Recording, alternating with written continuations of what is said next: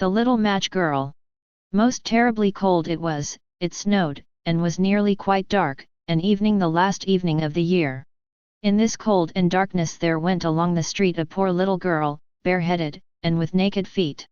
When she left home she had slippers on, it is true, but what was the good of that? They were very large slippers, which her mother had hitherto worn, so large were they, and the poor little thing lost them as she scuffled away across the street, because of two carriages that rolled by dreadfully fast. One slipper was nowhere to be found, the other had been laid hold of by an urchin, and off he ran with it. He thought it would do capitally for a cradle when he some day or other should have children himself. So the little maiden walked on with her tiny naked feet, that were quite red and blue from cold. She carried a quantity of matches in an old apron, and she held a bundle of them in her hand. Nobody had bought anything of her the whole livelong day, no one had given her a single farthing. She crept along trembling with cold and hunger, a very picture of sorrow, the poor little thing. The flakes of snow covered her long fair hair, which fell in beautiful curls around her neck, but of that, of course, she never once now thought. From all the windows the candles were gleaming, and it smelt so deliciously of roast goose, for you know it was New Year's Eve. Yes, of that she thought. In a corner formed by two houses, of which one advanced more than the other, she seated herself down and cowered together. Her little feet she had drawn close up to her, but she grew colder and colder, and to go home she did not venture, for she had not sold any matches and could not bring a farthing of money. From her father she would certainly get blows, and at home it was cold too, for above her she had only the roof, through which the wind whistled, even though the largest cracks were stopped up with straw and rags. Her little hands were almost numbed with cold. Oh! A match might afford her a world of comfort, if she only dared take a single one out of the bundle, draw it against the wall, and warm her fingers by it. She drew one out. Risked, how it blazed, how it burnt! It was a warm, bright flame, like a candle. As she held her hands over it, it was a wonderful light. It seemed really to the little maiden as though she were sitting before a large iron stove, with burnished brass feet and a brass ornament at top. The fire burned with such blessed influence, it warmed so delightfully.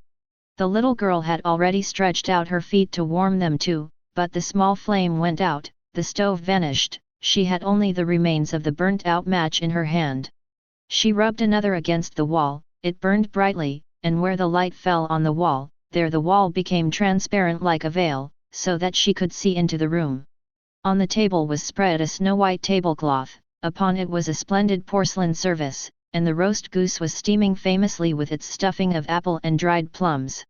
And what was still more capital to behold was, the goose hopped down from the dish, reeled about on the floor with knife and fork in its breast, till it came up to the poor little girl, when the match went out and nothing but the thick, cold, damp wall was left behind. She lighted another match.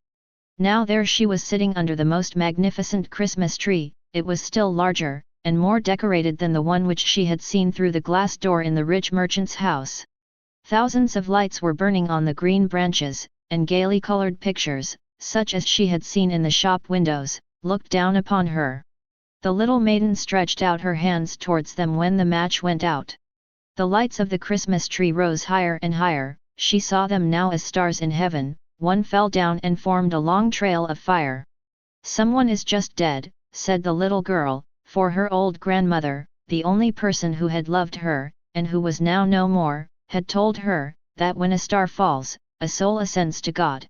She drew another match against the wall, it was again light, and in the lustre there stood the old grandmother, so bright and radiant, so mild, and with such an expression of love. "Grandmother," cried the little one. "Oh, take me with you. You go away when the match burns out, you vanish like the warm stove, like the delicious roast goose, and like the magnificent Christmas tree." And she rubbed the whole bundle of matches quickly against the wall, for she wanted to be quite sure of keeping her grandmother near her.